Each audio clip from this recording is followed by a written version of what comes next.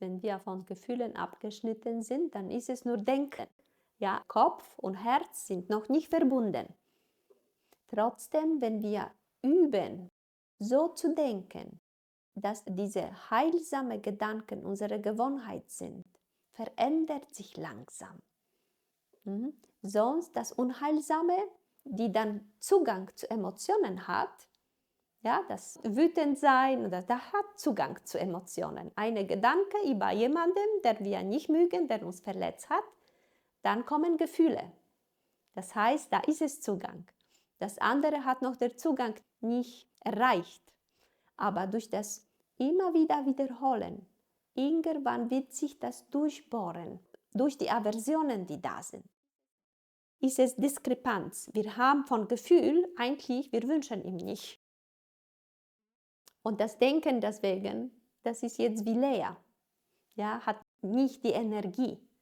Das transformiert erstmal, wenn das lebendig wird, wenn das zum Herzen, da wo die Emotionen, Gefühle kommen, wenn da hinkommt.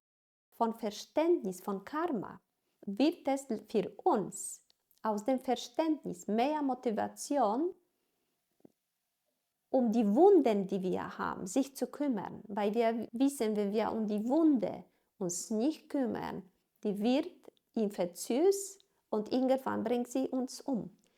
Der Leiden, ja, kommt aus dieser unbehandelten Wunde.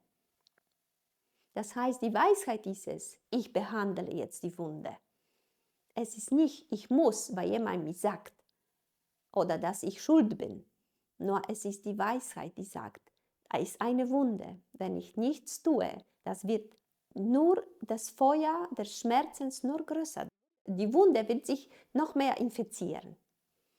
Das heißt, die Weisheit ist, es sagt, wenn ich pflege in meinem Geist eine Aversion, die negative Gefühle auch bringt, kommt Krankheit. Ich fühle mich nicht gut. Das geht mir auf den Magen. Das Erste, ich fühle mich schlecht. Mein Nachbar weiß es nicht.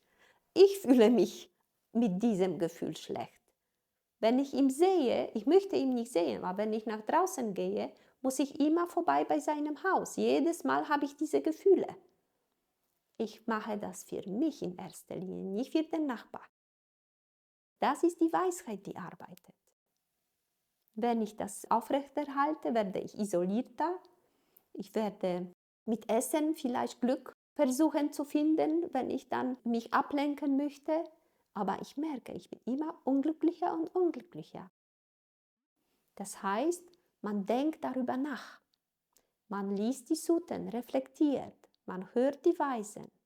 Ja, Vergangenen läuft man nicht nach. Er hat mir das angetan. Wenn man diese Gedanken aufrechterhält, Hass wird nie den Hass besiegen oder heilen. Nur das Gute heilt den Hass, heilt die Ärger. Und das müssen wir versuchen. Das kostet Überwindung. Aber es lohnt sich. Es lohnt sich, dass wir friedlich schlafen. Dass wir ohne Angst leben. Deswegen lohnt sich. Dass das Leben fängt an wirklich zu fließen.